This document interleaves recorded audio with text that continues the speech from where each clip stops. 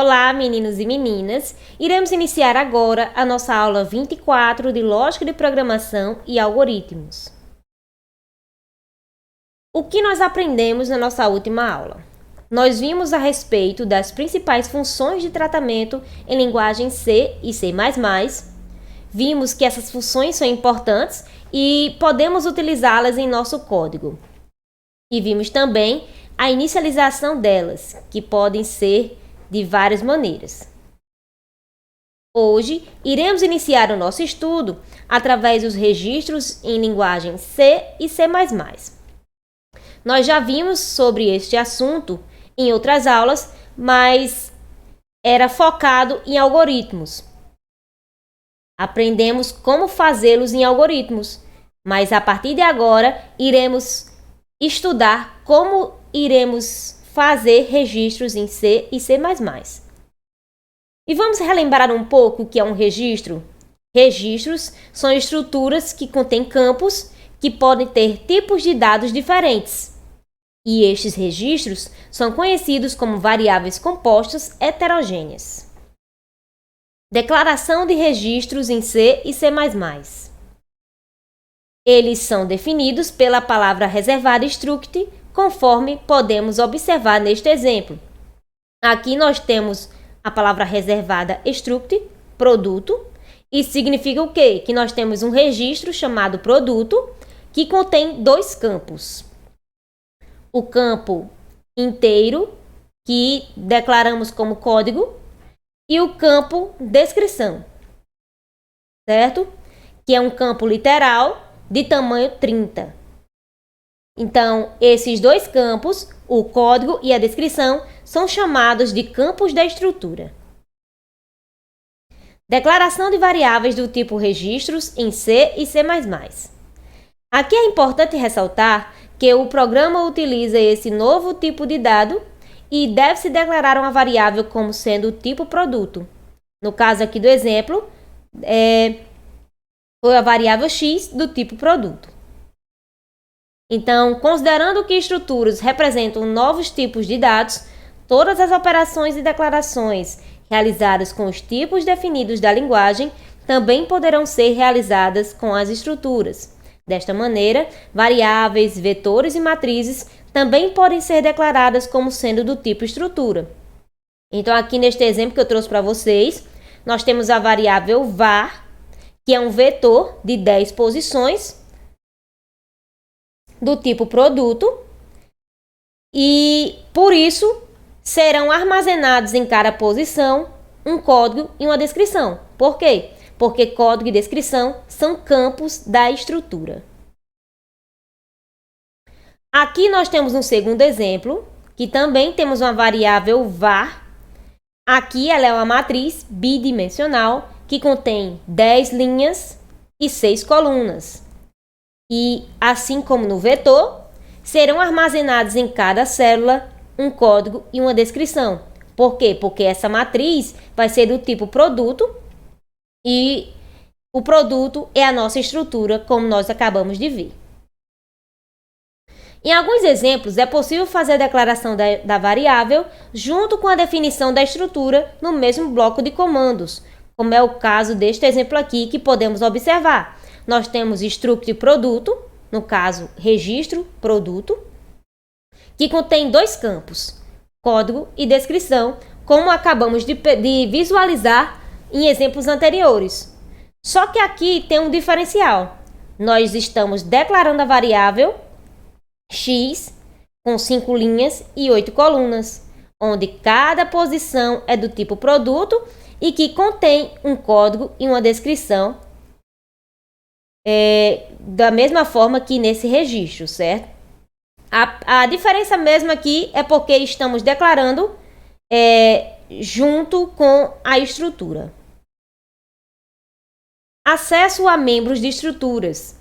Depois que uma variável é declarada, o programa poderá manipular o seu conteúdo, ou seja, os valores armazenados em cada membro da estrutura. Para que tais manipulações sejam feitas, é preciso informar o nome da variável e o campo que será manipulado. E aqui nós temos um exemplo onde vamos armazenar os valores 1 e geladeira na variável x. Então, deve-se fazer as atribuições da seguinte maneira. Aqui foi feita a declaração de uma variável x do tipo produto e vamos inserir, atribuir o valor 1 e a geladeira, certo? O campo código é do tipo inteiro, se lembram? Então, o número 1 vai ser armazenado nele. O campo descrição é do tipo literal, então a geladeira será armazenada nela. Aqui é da mesma forma que fazíamos em algoritmos. Para visualizar cada campo, devemos utilizar a variável ponto, o campo que a gente quer visualizar. Aqui na atribuição é feito da mesma forma. A variável x, que é do tipo produto, ponto, o código, que é o campo que eu quero inserir o número 1. Aqui a variável x do tipo produto também, ponto, descrição, porque é o campo que eu quero adicionar a palavra geladeira. Aqui nós temos um segundo exemplo. Nós vamos armazenar agora os valores 5 e fogão na quarta posição de um vetor. Deve-se fazer atribuição da seguinte maneira. Aqui nós temos uma variável eletro de 12 posições do tipo produto. Então, na quarta posição desse eletro, ponto, o campo que eu quero inserir o 5, eu vou atribuir este elemento, certo? E aqui da mesma forma, eu vou utilizar a variável com a posição que eu quero, que no caso aqui é a quarta posição, ponto, descrição. Porque como ele é um campo literal, é neste campo que podemos atribuir a palavra fogão, certo?